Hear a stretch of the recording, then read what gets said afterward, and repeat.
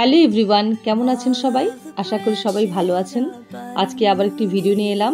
গত 15 আগস্ট আমরা গিয়েছিলাম বিষ্ণুপুর। আর বিষ্ণুপুরে গেলেই আমরা বিষ্ণুপুরের আশেপাশে একটু ঘুরে বেড়াই। তো এবারের গন্তব্য ছিল বর্গা ফরেস্ট ও সোনামুখী ফরেস্ট।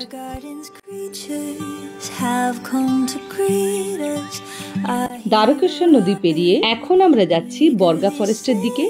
রাস্তায় কিছুটা সোনামুখী জঙ্গল আমরা পেয়েছিলাম, তবে বেশিরভাগটাই বর্গা ফরেস্টের মধ্যে দিয়ে আমাদের যেতে হয়েছিল।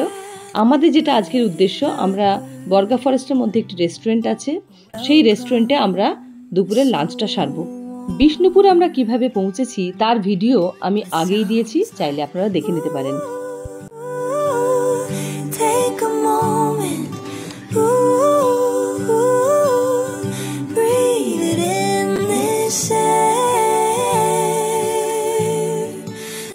চলে এসেছি আমাদের আজকের গন্তব্যস্থল নিধিবন লাক্সারি ফরেস্ট রিসর্ট।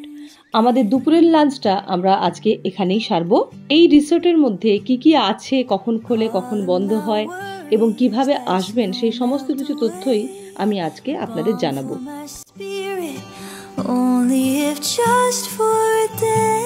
এই নিধিবন লাক্সারি ফরেস্ট রিসর্টটি বাঁকুড়া জেলার পাত্রসায়র ব্লকের অন্তর্গত বর্গা ফরেস্টের মধ্যে অবস্থিত। এই রিসর্টটি জঙ্গলের একদম মাঝখানে অবস্থিত। এর চারিদিকে রয়েছে জঙ্গল। আপনারা দেখতেই পেলেন, আমরা যে রাস্তা ধরে এলাম পুরোটাই কিন্তু জঙ্গলের মধ্যে দিয়ে আমাদের আসতে হয়েছে এবং তারপরে রিসর্টটি পেয়েছি, যার ফলে আমরা যাত্রাপথটা বেশ এনজয় করেছি। আর সেদিন বৃষ্টিও পড়ছিল। একে তো জঙ্গল, তার উপর বৃষ্টি, সে এক অপরূপ মনোরম পরিবেশ। এই রিসর্টটির প্রপার্টি বেশ বড়। এর মধ্যে রয়েছে ব্যাংকুয়েট হল, সুইমিং পুল, ওপেন মঞ্চ, কনফারেন্স হল, রেস্টুরেন্ট ইত্যাদি। আর এখানে দেখুন কত খরগোশ চড়ে বেড়াচ্ছে। এগুলি কিন্তু এদের পোষা খরগোশ। এদের সাথে চাইলে বেশ কিছুক্ষণ খেলাও করতে পারেন। বাচ্চারা খুব আনন্দ পাবে। তবে এদেরকে ধরবেন না, কারণ পশু পাখিদের বিরক্ত না করাই ভালো। এদেরকে এদের মতো থাকতে দিলেই ভালো।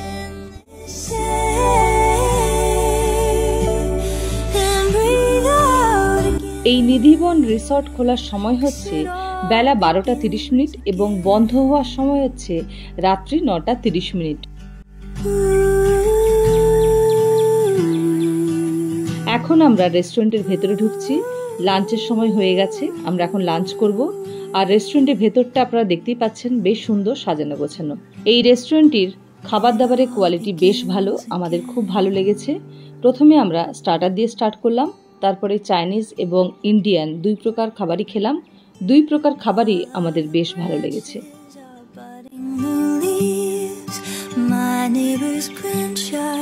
আর এখানে দেখুন টার্কি, কোয়েল, মোরগ, বিভিন্ন ধরনের পোলট্রি জাতীয় পাখি চাষ করা হয়েছে। আপনারা চাইলে এই ধরনের পোলট্রি জাতীয় মাংস কিন্তু ট্রাই করতে পারেন, এদের সেই রকম ব্যবস্থা আছে।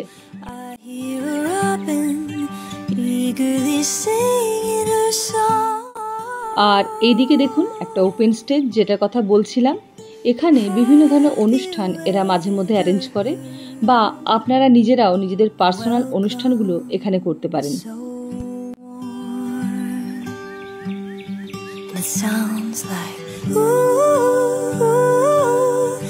একদিনের ছুটি কাটানোর জন্য বা শহরের কোলাহল থেকে একটু শান্তিতে নিরিবিলি কয়েকদিন সময় কাটানোর জন্য এই নিধিবন কিন্তু বেশ ভালো। এই রিসর্টটিতে বিভিন্ন ধরনের রুম আছে।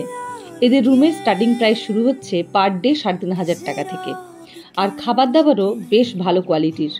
যদিও এটা লাক্সারি হোটেল, কিন্তু সেই তুলনায় খাবারের দাম কিন্তু বেশ কম।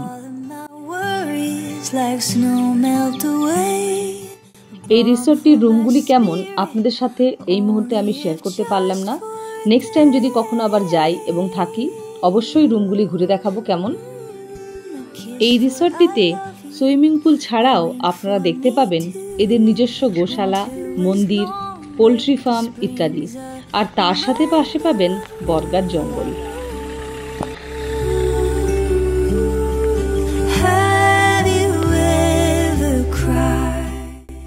বিকেলবেলায় বা সকালবেলায় ঘুম থেকে উঠে হোটেল থেকে বেরিয়ে এই রাস্তা ধরে হাঁটতে কিন্তু বেশ ভালো লাগবে। তবে অবশ্যই চোখ কান খোলা রেখে হাঁটবেন, কারণ এই জঙ্গলে কিন্তু হাতির আনাগোনা প্রায়ই হয়। আমরাও একটু হাঁটছিলাম, কিন্তু বৃষ্টি পড়ছিল বলে বেশিক্ষণ হাঁটতে পারলাম না। তাই গাড়িতে উঠে পড়লাম এবং চললাম সোনামুখী জঙ্গলের দিকে। আর সোনামুখী জঙ্গল যাওয়ার পথে আমরা রাস্তায় পেলাম এই অপরূপ সুন্দর একটা ঝর্ণা। এটাকে ঝর্ণাই বলা চলে। এই ঝর্ণাগুলি কিন্তু বর্ষাকালেই আপনারা দেখতে পাবেন, অন্য সময় কিন্তু এলে এই ঝর্ণাগুলিকে দেখতে পাবেন না। তাই বলবো, জঙ্গল যদি ঘুরতে আসেন অবশ্যই বর্ষাকালে ঘুরবেন। তাতে আপনার জঙ্গল ঘোরার সাথে সাথে ফ্রিতে এই ধরনের ঝর্ণাগুলি কিন্তু পেয়ে যাবেন। এটা একটা খালের মতো, তার মধ্যে সিমেন্টের স্টেপ করা আছে, যার জন্য এরকম সুন্দর একটা জলপ্রপাত কাম ঝর্ণা আমাদের দেখার সৌভাগ্য হলো। এইগুলো ভিডিওতে অত ভালো আসে না, যতটা পারছি আপনাদের দেখাচ্ছি, কিন্তু সামনে থেকে দেখার মজাই কিন্তু আলাদা।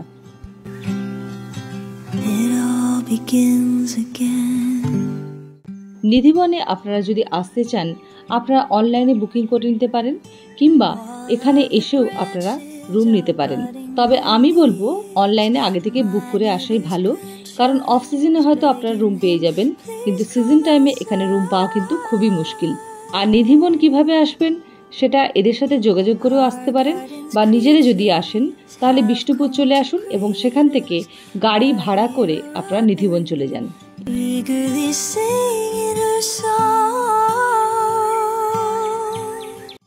এখন আমরা চলেছি সোনামুখী ফরেস্টের দিকে। আমরা সোনামুখী ফরেস্টের মধ্যে অলরেডি ঢুকেই পড়েছি। আপনারা দেখেই বুঝতে পাচ্ছেন এই জঙ্গলে গাছের ঘনত্ব কিন্তু অনেকটাই বেশি।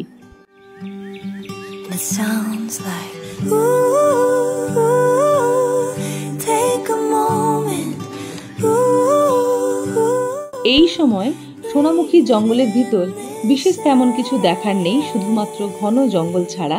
তবে অন্য সময় মানে গ্রীষ্মকালে যদি আসেন, তখন কিন্তু ভাগ্য যদি ভালো থাকে হাতিও দেখতে পেতে পারেন।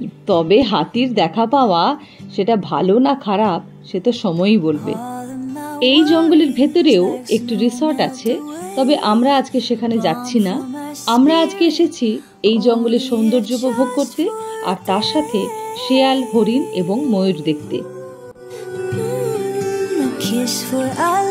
আর বলতে বলতে আমাদের গাড়ির সামনে দিয়ে একটি শেয়াল রাস্তা ক্রস করলো। আমরা ক্যামেরা বন্দি করার চেষ্টা করলাম, কিন্তু করতে পারলাম না।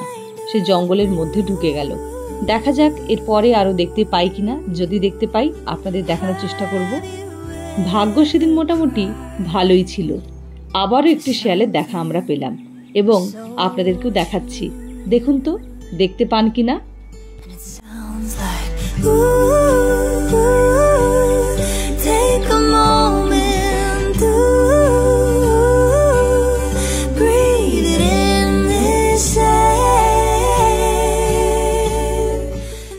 শেয়াল মশাই কিন্তু বেশ অনেকটা সময় ধরেই ভালোই পোজ দিয়েছিল। আমরা অনেকটাই ক্যামেরাবন্দি করতে পেরেছি তাকে। তবে শেষের দিকে আমাদের কথাবার্তার আওয়াজে সে একটু ভয় পেয়ে গিয়েছিল, যার ফলে জঙ্গলের দিকে চলে গেল। যাই হোক, জঙ্গলে আসা কিন্তু সার্থক এক প্রকার। শেয়ালের সাথে সাথে আমরা এই জঙ্গলে একটি ময়ূরীও দেখেছি, যদিও আমি সেটা দেখতে পাইনি, ওটি আমার হাজব্যান্ড এবং আমার বড় ছেলে দেখতে পেয়েছে। যাই হোক, জঙ্গল সফর আমাদের কিন্তু বেশ ভালো কেটেছে, খুবই ভালো লেগেছে। এই সোনামুখী জঙ্গল খুবই বড় এবং খুবই ঘন, এবং এর ন্যাচারাল বিউটি এতটাই সুন্দর।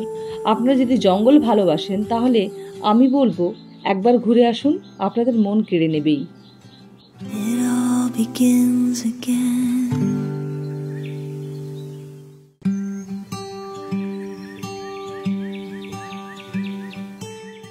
এখন ঘড়িতে বাজে 3:30।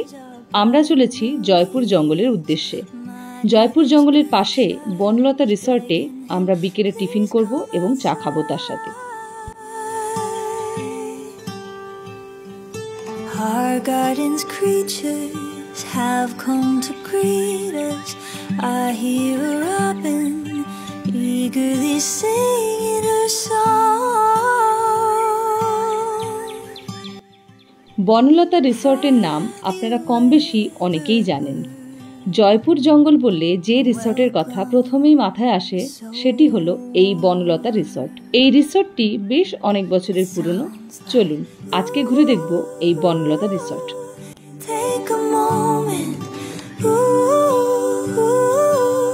আপনাদের আমি এখন ঘুরে দেখাচ্ছি বনলতা রিসর্ট। আর এই যে সাদা জামা পরা মাথায় পাগড়িওয়ালা ভদ্রলোককে দেখতে পাচ্ছেন, ইনি হচ্ছেন বনলতা রিসর্টের মালিক। অত্যন্ত সাধারণ, দেখে মনেই হবে না উনি এত বড় প্রপার্টির মালিক। এই বনলতা রিসর্টের মধ্যে রয়েছে বিরাট বড় পোলট্রি ফার্ম, যার মধ্যে রয়েছে প্রচুর পরিমাণে টার্কি, উট পাখি, এমু পাখি এবং অবশ্যই মুরগি, এবং এর সাথে রয়েছে একটি জলাশয় যেখানে প্রচুর পরিমাণে মাছ ছাড়াও আছে।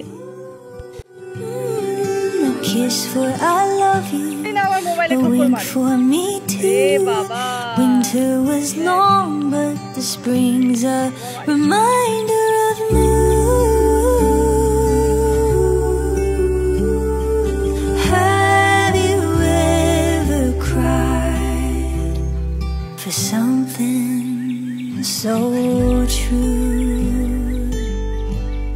and it sounds like এদেরও নিজস্ব গোশালা আছে এবং সেখানে গরুর দুধ পাওয়া যায়। সেই গরুর দুধ থেকে যে দই তৈরি হয় সেই দই খেতে নাকি খুবই সুস্বাদু। সামনের দিকে যতটা আপনারা দেখতে পাচ্ছেন এই পুরোটাই এদের প্রপার্টি। এই যে মাঠের মতো করা আছে ভাগ ভাগ, এখানে এরা সবজি চাষ করে। আর এখন আমরা দাঁড়িয়ে আছি জলাশয়ের সামনে, এদেরই তৈরি করা। এখানে এরা মাগুর মাছ চাষ করেছে, দেখুন, দেখতে পাবেন।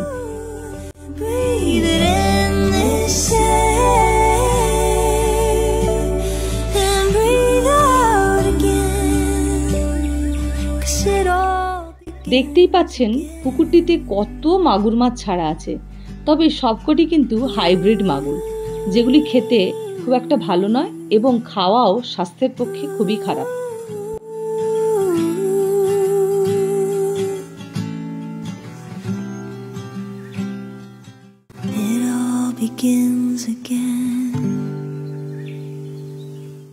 বনলতা যদি আপনারা থাকতে চান তাহলে আপনারা অনলাইনে বুক করে নেবেন। আর এদেরও ভাড়া মোটামুটি ওইরকম 2500 থেকে শুরু হচ্ছে, ওটা আপনারা অনলাইনে দেখে নেবেন। আর এখানে এসেও আপনারা বুক করতে পারেন, তবে অনলাইনে বুক করাই ভালো। যাই হোক, বিকেলে চা এবং পকোড়া খেয়ে আমরা পাড়ি দিলাম বাড়ির উদ্দেশ্যে। আজকের মতো আমাদের সফর এখানেই শেষ হলো। আবার দেখা হবে নতুন কোনো ভিডিও নিয়ে। আপনারা সবাই ভালো থাকবেন, আর কেমন হলো অবশ্যই কমেন্ট করে জানাবেন। নমস্কার।